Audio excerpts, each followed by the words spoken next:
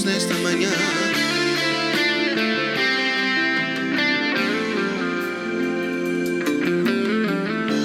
Sei que vais ao meu clamar. Tiago capítulo 4, verso 6. Eu vou citar porque vamos ler 2 de Reis. Mas diz assim a palavra de Deus: antes dá maior graça, portanto, diz Deus resiste aos soberbos, dá, porém, graça aos humildes. Na versão O Livro diz que Deus opõe-se aos orgulhosos.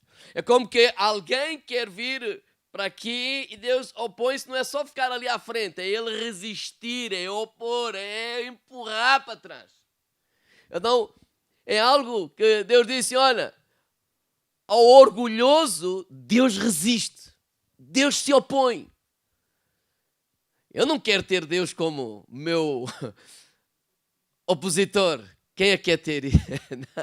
Mas diz que Deus dá graça aos humildes. Na versão O Livro diz assim: Deus favorece os humildes. Deus favorece os humildes.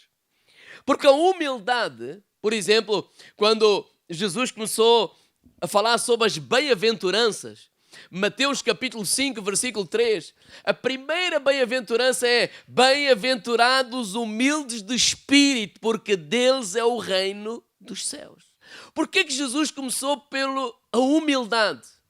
Porque a humildade é a base de tudo o resto, de todas as outras virtudes. Irmãos, como é que eu vou ser uma pessoa, por exemplo, mansa, se primeiro eu não for uma pessoa humilde?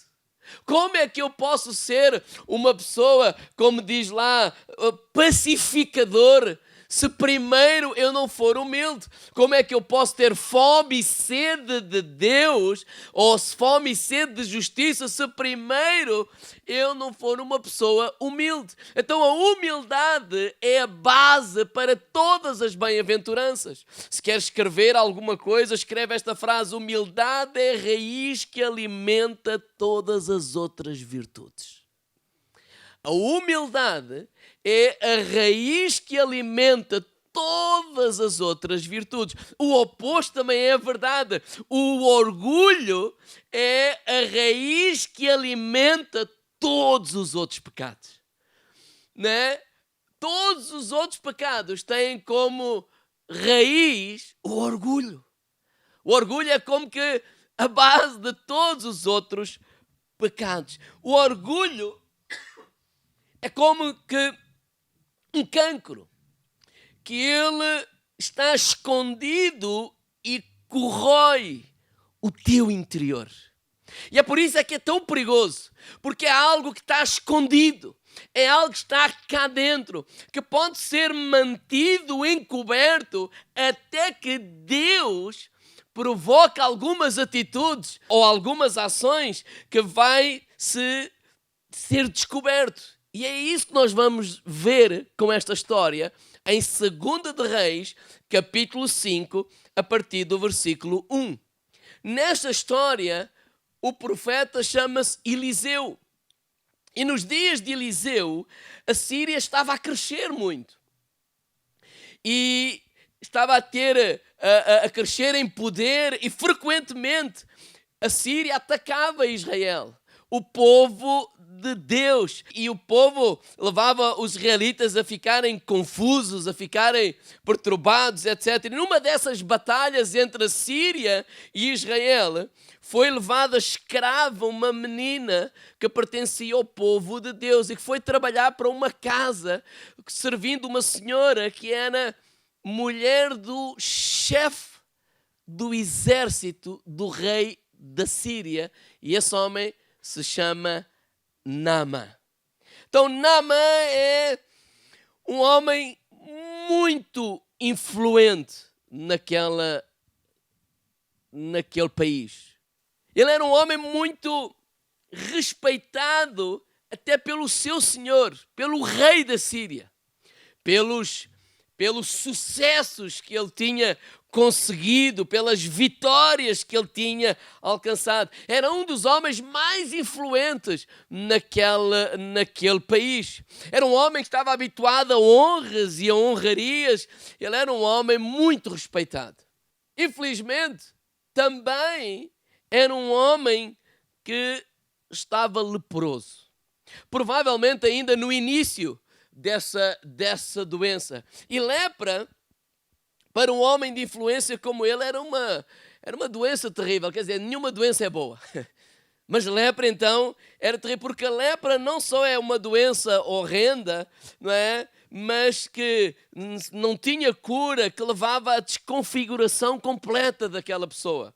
Mas era também uma praga social, porque os leprosos, a certa altura, eles eram colocados à parte da sociedade e eles acabavam por morrer lá sozinhos, uns com os outros, longe da família, longe da sociedade, né? Como que uma praga que nós queremos ver longe.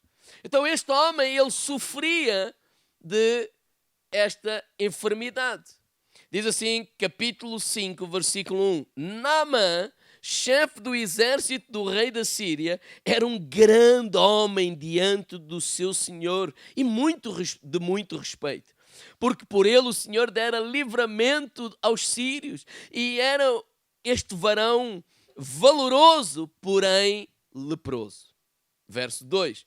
Saíram tropas da Síria, da terra de Israel, e levaram preso uma menina que ficou ao serviço da mulher de Naamã, e disse esta à sua senhora: tomara que o meu senhor estivesse diante do profeta que está em Samaria, e ele o restauraria da sua lepra. É uma coisa muito interessante que eu quero chamar a vossa atenção, é para a atitude desta menina. Esta menina não está a servir aquela mulher, a mulher de Naamã, porque quer.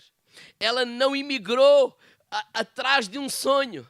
Ela não está ali por livre vontade. Não, ela foi levada escrava, ela foi arrancada da sua família, ela foi arrancada da sua casa, ela foi arrancada do seu país e foi colocada a servir como escrava esta família. Mas ainda assim, aquilo que eu vejo, né, é que não importa a posição humilde que tu possas ocupar, não percas a oportunidade para testemunhar de Jesus. Ela era uma criada. Ela era apenas uma serva. Mas não só não percas a oportunidade para partilhar, testemunhar de Jesus, mas diz aí ao irmão ao lado, mas falo com amor. Quando eu leio este versículo 3, disse esta à sua senhora: tomara que o meu senhor. Se fosse alguns que eu conheço, eles diziam assim: mas Deus escreve certo por linhas tortas. Vocês trouxeram-me como escravo, pois aí está uma maldição e olha, ele vai morrer. Não.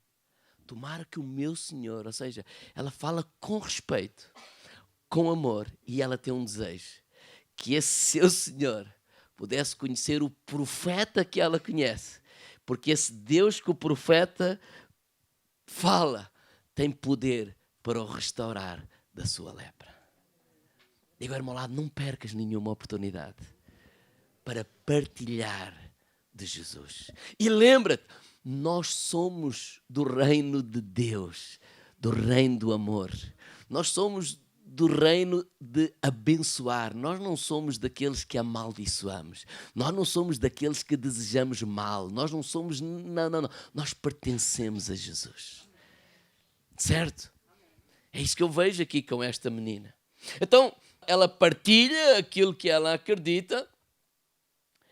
E Naamã vai até à casa de Eliseu lá, desloca-se do seu país, porque Naamã, aparentemente, ele está disposto a fazer tudo para alcançar uma cura. Até porque, normalmente, quem tem um veredito médico, quer dizer assim, olha, não há nada que nós possamos fazer, né? Ele está disposto a qualquer coisa, porque ele sabe, a não ser que Deus intervenha, eu não tenho qualquer hipótese de vencer esta dificuldade.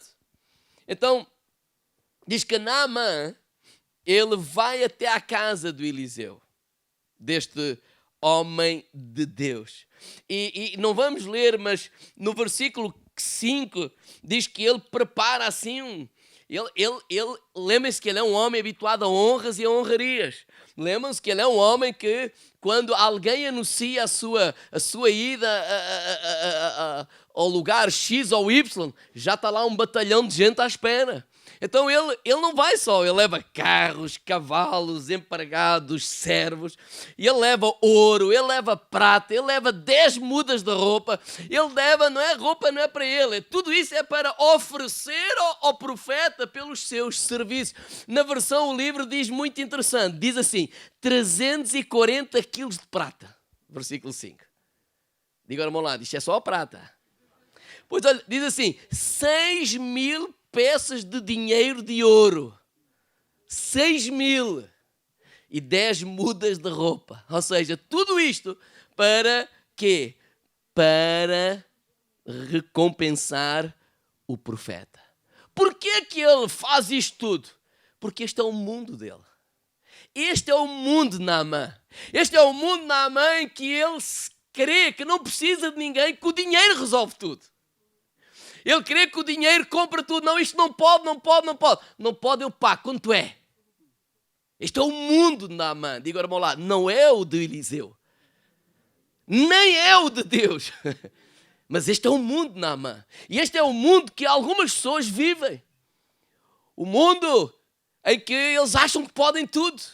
O mundo em que eles acham que o dinheiro pode tudo. O mundo em que eles acham que quando eles chegam, não é? E é anunciada a minha chegada, então o mundo tem que parar. Toda a volta tem que parar porque eu vou chegar. E agora vamos ler então, quando ele chega lá, versículo 9, 2 de Reis 5:9, diz assim: Veio, pois, Naamã com os seus cavalos e com o seu carro e parou à porta da casa de Eliseu. Então Eliseu lhe mandou um mensageiro dizendo: Vai, lava-te 7 vezes no Jordão e a tua carne te tornará e ficarás purificado. Porém Naamã muito se indignou e foi dizendo: Eis que eu dizia comigo, certamente ele sairá, pôr-se-á em pé, invocará o nome do Senhor seu Deus e passará a sua mão sobre o lugar e restaurarei ao leproso. Não são porventura Abana, Farfar, rios de Damasco, bem melhor que todas estas águas de Israel? Agora um acrescento meu, todas poluídas. Não podia eu me lavar neles e ficar purificado? E voltou-se e foi indignado. Irmãos, uma pergunta muito simples. Para quem sofre de lepra, o versículo 10 é a melhor coisa que nós poderíamos ouvir ou não? Eu vou ler o versículo 10.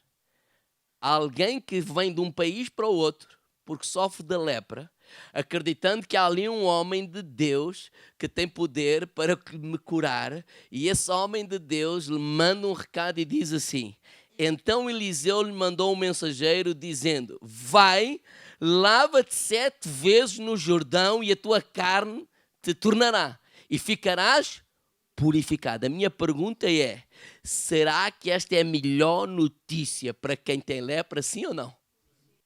Eu acho que sim. A pior notícia para quem tem algum problema é o médico dizer assim: nós não temos o que fazer.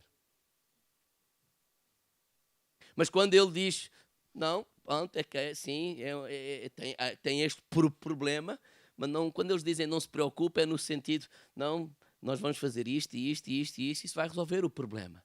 Isso vai tranquilizar ou não? Ou vamos passar a discutir com o médico? Mas foi o que ele fez. Porque o maior problema de Naamã não é a lepra. O maior problema de Naamã é o orgulho. Só que ele está escondido, ou estava escondido, até este momento. Porque é isso que acontece a muitas pessoas. O maior problema não é o problema que é visível, mas é aquele que não é visível, é aquele que se esconde no coração. Agora lembrem-se o que Tiago disse. Deus, ele resiste aos soberbos, mas ele favorece os humildes. Ou seja, que a soberba, o orgulho, é um impedimento para que Deus possa operar na vida de muitas pessoas. E Deus sabia disso. Deus queria curá-lo, por isso usou aquela menina para lhe falar. Mas o caminho para que haja cura na lepra, primeiro é o caminho, tem que ser curado o orgulho. E o caminho, o processo de Deus para curar o orgulho, diga ao irmão lá, é a humilhação. Então a humilhação não é um castigo de Deus, diga ao irmão lá, é bênção de Deus para a tua vida. É bênção de Deus. Porque quando Naamã foi confrontado com o mensageiro, ele ficou logo, desculpa a expressão, possuído. O quê? Porquê? Qual é o mundo dele? Eles até anunciam, vai chegar aí às tantas horas o general. Então, porquê que já está aí esse anúncio? Quer dizer que meia hora antes já tu tens que lá estar. Não sei quanto tempo antes já está lá um grande batalhão de gente. Para quê? Para receber o tal homem. Já está lá um tapete vermelho. Já está lá uma série de coisas. Já está lá a gente, sim senhor, sim senhor. Mas Deus disse, não, esse não é o meu mundo. E para tu seres curado, eu tenho que te retirar desse mundo. Eu tenho que tirar daí desse mundo. Porque esse mundo é um estorvo, é um impedimento para que eu possa operar na tua vida. Então ele ficou danado, ele ficou, sei lá, possuído. Ele disse que ia mergulhar no Jordão, nem pensar. Essas águas são lamacentas, essas águas são sujas, essas águas... De onde eu venho, né? Ele está a falar da Síria, ele está em Israel. Mas ele estava lá, não, lá é muito melhor, aquele rio, Abana, o Farvar. Não, quem é que eles pensam que são? Então Naamã acha-se a última bolacha do pacote. A última Coca-Cola no deserto. É como alguns às vezes pensam. Que são a última bolacha do pacote. Que são a última Coca-Cola. É como os nossos filhos, às vezes eles pensam que o mundo gira só à volta deles. Que não há mais nada neste mundo. Aparentemente... o Naamã está disposto a fazer tudo pela cura, menos mergulhar no Jordão. Não, eu estou disposto a tudo, pastor. Menos mergulhar no Jordão. Porque este orgulho é alguma coisa que estava escondido, mas que mais cedo ou mais tarde vai ser revelado. Porquê? Deus quer te humilhar? Não, diga ao irmão lá, Deus ama-te. Mas ama-te tanto que Ele quer expor para trazer cura. Porque o que Deus queria fazer com ele é curá-lo. Orgulho é uma autoestima errada de nós mesmos. É esta mentalidade, eu sou grande demais para me submeter a isso. Eu sou importante demais para fazer isto. A minha pergunta nesta manhã para ti é, qual é o teu Jordão? Qual é o teu rio Jordão? Porque não é de rio que eu estou a falar. O que é que tu fazes como o Naamã? Eu estou disposto a fazer tudo, menos aquilo. Não, pastor, eu levo a palavra de Deus a qualquer pessoa, menos àquela. Não, eu perdoo tudo. Não, eu sou um coração, eu perdoo tudo, menos aquele. Não, isso é que não. Qual é o teu Jordão? Porque todos nós temos um. Que estamos dispostos a fazer tudo, mas há ali uma coisa. Não, isto é demais. Isto já nem é Deus, isto é mesmo o diabo em pessoa. E parece que é mesmo essa coisa que te está a impedir de ser tudo aquilo que Deus tem para a tua vida. O ano passado estava alguém a dizer-me assim, pastor, Deus me enviou aqui para a sua igreja. E eu, glória a Deus. Mas olha, eu não vim para aqui para estar sentado. E eu assim, então, mas porquê? É bom demais para ouvir? Não é isso. Mas eu tenho isto, isso aqui, e eu na minha igreja, Você já me parece o Naamã. É o Naamã, é o nosso irmão. Estava em Israel, mas a falar, eu lá. Como é que você quer ser bênção aqui se esta nem é a sua igreja? Não, é a minha. Não, eu estou ouvindo você. Eu lá, a minha igreja lá, a minha igreja lá, a minha igreja. Então a sua igreja é lá. Ainda não é cá. E você está-me a dizer assim, primeiro você deixa-me servir para que esta se torne a sua igreja. Eu vou lhe dizer como é que eu penso. Não, isso é o contrário. Quando esta igreja se tornar a sua igreja, então você vai servir. Aí como é que eu sei que é a minha igreja? É quando você deixa de dizer eu lá e passa a dizer nós. Nós. O meu filho não diz assim, vocês aí, vocês quem? Nós somos uma família. Porque enquanto é vocês, quer dizer que ele não pertence à casa. Mas ele quer pertencer para se mostrar. E o palco aqui, isto não é um púlpito para a gente se mostrar. A igreja é uma família para nós servirmos. E ele esbarrou logo outra vez. Então quanto tempo é preciso? Já está aí outro problema. Porque você está-me a perguntar quanto tempo, você está-me a demonstrar, a dizer o seguinte, eu vou ser fiel até.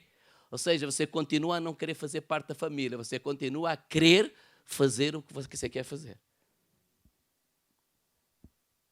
Aí o pastor, não, é nós percebemos que há um problema que está aí no teu coração que se chama orgulho. Isto não funciona assim na igreja só, funciona assim em qualquer lugar. Vais trabalhar para qualquer lugar, funciona da mesma forma. Porque o Naamã estava ali, doente, e quem diz, não, eu lá, mas deixa lá, meu amigo. Tu agora não estás lá, tu agora estás cá. Então, quando tu te sentires da casa, quando tu te sentires, não, eu estou aqui, o que é que eu quero fazer? Eu quero fazer parte da casa, eu quero ir ouvir a palavra de Deus, quero abraçar os meus irmãos, quero tirar a palavra eu e passar a ser nós. Glória a Deus, então vamos lá. Pode demorar 1 ano, pode demorar 20 anos. E o 20 anos é mesmo para assustar. Porquê? Para te revelar o seu coração. Ali ele dizia assim, pastor, isso é discriminação. Você olha bem para a minha cara. Você acha que isso é discriminação? Estava lá a perguntar à nossa igreja, quem é que está em liderança se são só portugueses? E depois você venha-me falar de discriminação. Vamos perguntar. Agora, tem a ver com coração. Diga-me ao lado, coração. Não é discriminação, é coração. O que é que Deus queria tratar com este homem? Queria tratar com o seu coração. Queres ser curado? Aceita todas as humilhações que o Senhor permitir que tu passes. Porque, na verdade, essas humilhações, que eu estou a usar a palavra humilhações, eram só na cabeça de quem? De Naamã. E vamos ver isso mais à frente. Porque na cabeça de outras pessoas não eram humilhações, era só na cabeça dele. Porquê? Porque ele é que tinha que lidar com o orgulho. Então há muita coisa que é só na tua cabeça. Porquê? Porque tu é que tens que lidar com esse orgulho. Ou tens que deixar Deus lidar com esse orgulho. Tens que deixar o Espírito Santo tocar em áreas que até hoje não foram tocadas. E há áreas que Deus quer tocar, irmãos. Nós podemos viver no Brasil, nós podemos viver em Portugal, nós podemos viver na China, nós podemos viver na Lua, nós podemos viver onde vivermos. Deus vai querer tocar nessas mesmas áreas na tua vida, mais cedo ou mais tarde. O pastor pode não se chamar Mário, pode se chamar Joaquim, Manel, Maria, António, Antonieta, vai se chamar outro nome qualquer. A língua pode não ser portuguesa, pode ser inglesa, chinesa, sei lá, pode ser qualquer língua, mas mais cedo ou mais tarde, Deus vai lidar contigo. Porque Ele não vai impedir, porque isso é esse orgulho aí dentro, é impedimento para que tu sejas pleno nas mãos dEle. Então Deus teve que lidar com este homem. A pergunta é: qual é o teu Jordão? Qual é o teu Jordão? Qual é essa coisa que tu dizes: não, eu faço tudo, mas isso não. Não, isso também não. Não, isso já é demais. O que é que tu dizes no teu coração que ninguém sabe? Não, isso eu não faço. Porque provavelmente vai ser mesmo isso que Deus vai requerer de ti. Ai, porquê? Para te chatear. Diga-me ao lado: Deus ama-te. Deus ama-te. Deus ama-nos. Se há pessoa que nos ama muito, é Deus. Deus não nos quer expor, mas Deus quer expor aquilo que está dentro de nós, que nos impede de ser tudo aquilo que Deus tem para a nossa vida. Glória a Deus pelos homens de Naamã. Olha o que diz aí no versículo 13. Então chegaram-se a ele os seus servos e lhe falaram e disseram: meu pai, se o profeta te dissesse alguma grande coisa, porventura não o farias? Quanto mais dizendo-te ele: lava-te e ficarás purificado. Sabe o que é que ele está a dizer assim? Nós não entendemos, não percebemos porque é que tu estás a ficar irritado. Uma coisa tão simples. Diga ao irmão ao lado: para quem não é orgulhoso. Porque esta é a verdade. Eu estou a dizer assim: eles não entenderam, eles não entendiam. Porquê? Porque não era com eles que Deus estava a lidar. Eu estou a dizer assim, porque eles até dizem assim: isto é uma coisa tão simples. Se fosse uma coisa assim complicada, difícil, isto é tão simples. Sim, é simples para quem não está a lidar com o orgulho. Porque quem está a lidar com o orgulho diz: não, eu faço tudo, menos isso. Não, eu faço tudo, menos isso. Não, isso é demais. Mas sabe outra coisa que eu aprendo aqui, irmãos? É que normalmente nós gostamos de ouvir pessoas que concordem connosco. Mas quem te ama não deve apenas dizer o que tu queres ouvir, mas aquilo que tu precisas de ouvir. Sabes uma coisa? Olha aqui a importância deste versículo. Olha a importância destes homens. As más companhias podem nos desviar do plano de Deus. E o que é que diz lá em 1 de Coríntios capítulo 15, verso 33? As más conversações corrompem os bons costumes. Na versão o livro diz assim: as más companhias corrompem os bons costumes. Uma companhia errada aqui. Sabe o que é uma companhia errada? É uma companhia, por exemplo, que não é espiritual, é carnal. Uma companhia carnal vai dizer assim: não, opa, tens toda a razão, mas quem é que ele pensa que é? Ele pensa que agora apareceu aí. Opa, quando ele nasceu já tu eras vivo, pá. Sei lá, qualquer coisa. Opa, não querem, não querem, pá, a gente vai para o outro lado. Isso era o que faltava. O problema é que essa não era a vontade de Deus para este homem. Já viu o problema? Nós temos as pessoas erradas, não é que as pessoas são más, mas podem-nos dar um conselho que vai nos desviar daquilo que é o plano de Deus, daquilo que é o propósito de Deus. As pessoas erradas, sabe quais são? São as pessoas que só veem o aqui e o agora. As pessoas erradas são aquelas que só veem aquilo que está à frente. E o que é que elas veem o que está à frente? Eles só veem a atitude de Eliseu. Epá, realmente isso não é uma atitude de um líder. Saber que o chefe do exército, do rei da Síria, vem ter com ele e ele nem se digna recebê-lo. Epá, isso também está mal. Isto é o que se vê, mas aquilo que não se vê é aquilo que o Espírito de Deus estava a fazer no coração deste homem. Que eu acredito que Eliseu nem fez aquilo de propósito, mas Deus o conduziu a fazer, porque era Deus, era o Espírito Santo que estava a lidar com aquele homem. Então a pessoa errada é aquela pessoa que só vê o que está à nossa frente. A pessoa errada é aquela pessoa que só vê aquilo que é visível. Não é espiritual, não está a ver o que Deus está a fazer. Então estava a lhe dar uma opinião aparentemente parece boa, mas ela é catastrófica porque vai nos desviar do plano de Deus. E sabe o que é que tem acontecido a muita gente? Sabe o que é que tem acontecido? É isto. Hoje acontece isto. Não, vou embora. Tal, bem. Pronto, ele vai embora. E a vida continua. Isto passa. Só que amanhã ele entra num lugar. Pode ser igreja. Pode ser empresa. Seja o que for. E a coisa vai. E parece que ele vai bater e a mesma coisa acontece. Só que os intervenientes são outros. E ele faz a mesma coisa. E ele foge. Ok, ele anda, parece o povo de Israel, mais 40 anos. E anda. E depois eles andam uma vida inteira a dizer assim, pois, ninguém gosta de mim. Isto nas igrejas, os pastores são assim. E não sei o que mais.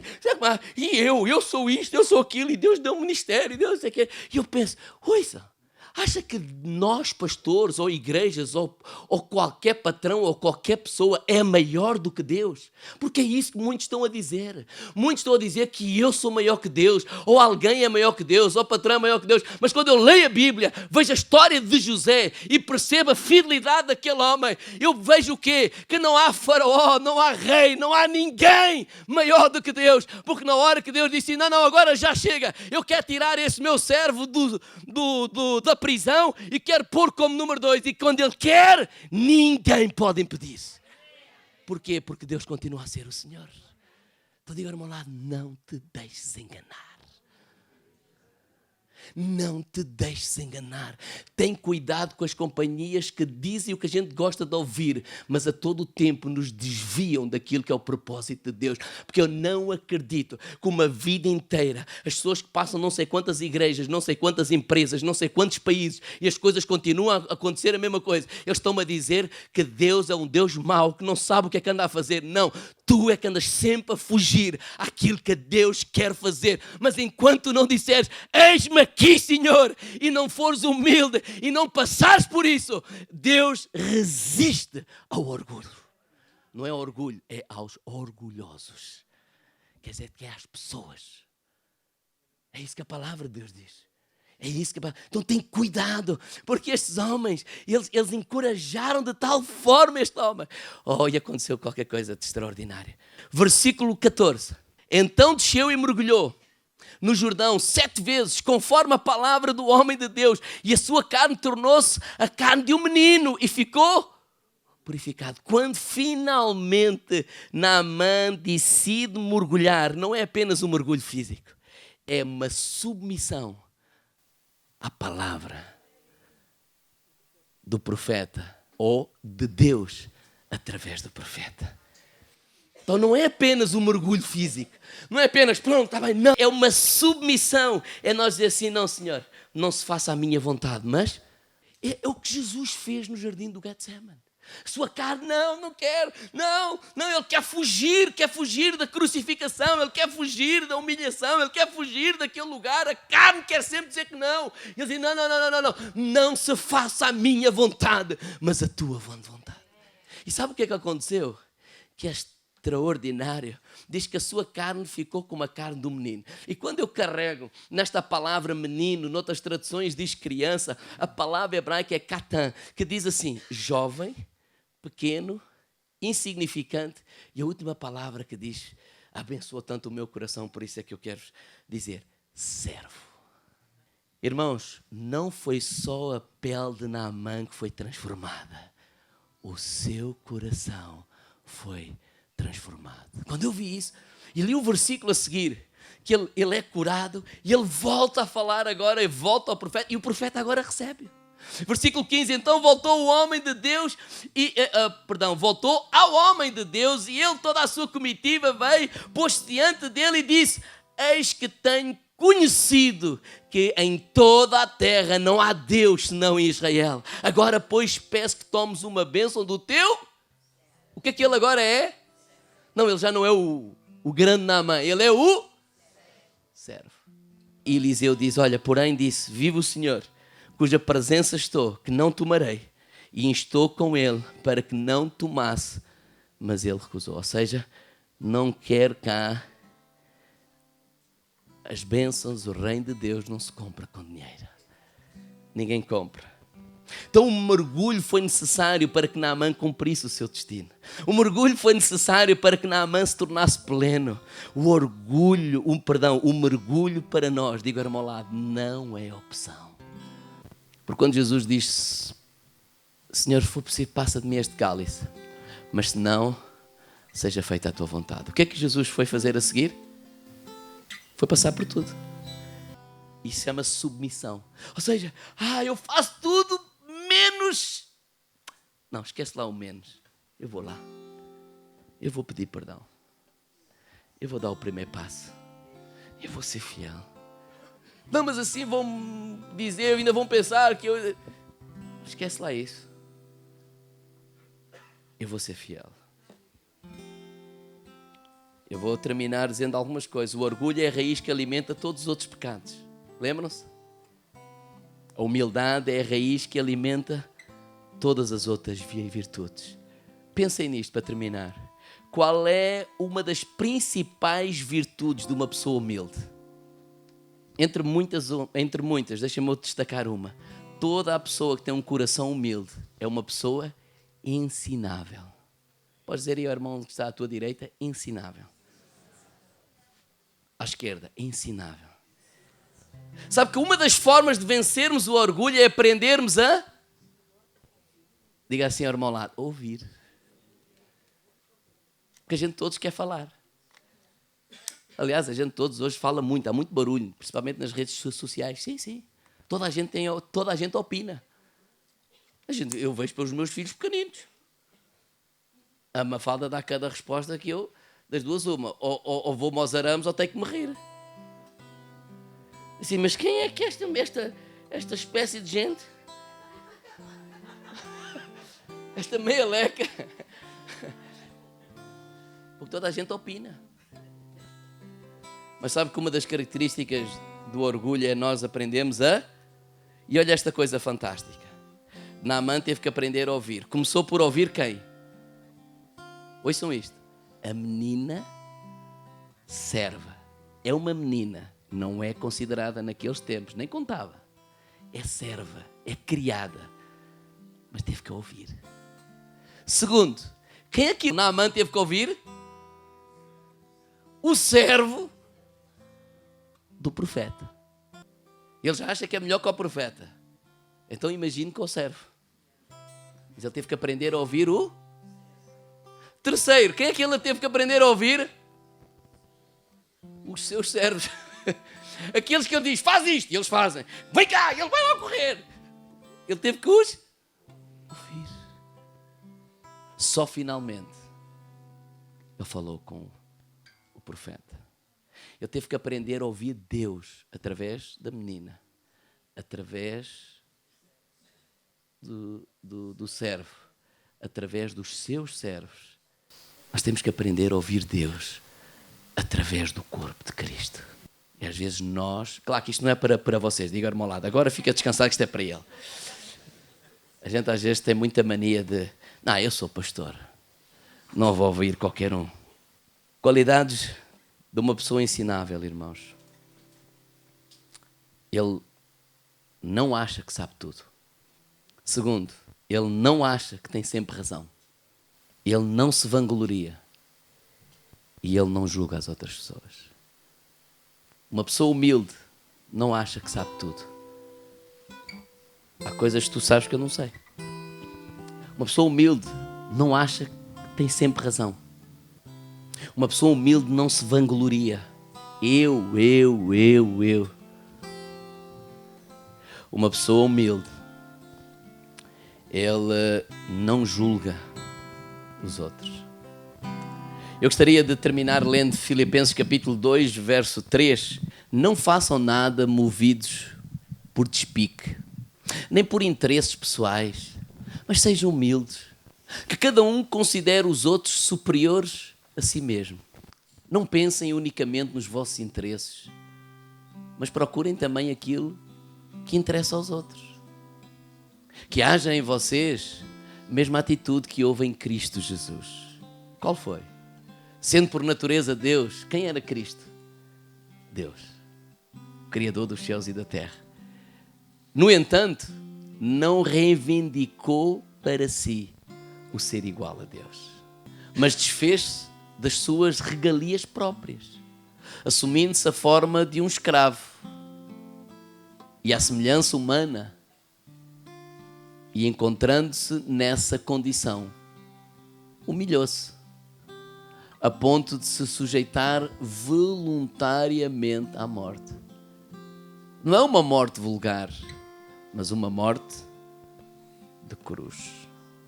Ele submeteu-se, eu quero destacar esta parte, voluntariamente. Não é uma coisa, pronto, está bem, tenho que fazer, pronto, só para ser abençoado. Não. Essa é a tua vontade. Eu vou abraçar a tua vontade. Porque mais importante de ser curado da lepra, mais importante é eu ser curado do orgulho. Porque a lepra, a única coisa que me pode tirar é a vida. Mas o orgulho tira-me a eternidade. Pensem nisso.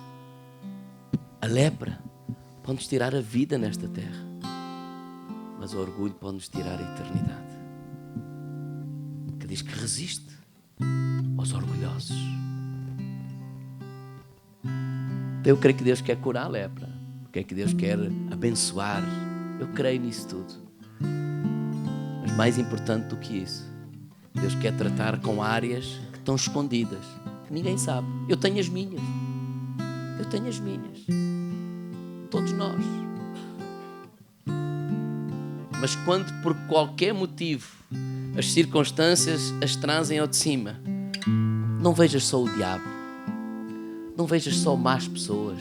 Deus continua a ser o Senhor e Ele quer trabalhar comigo, Ele quer trabalhar contigo. Deus não nos perdeu de vista. Deus quer restaurar a nossa alma. Tenhamos uma alma completamente restaurada.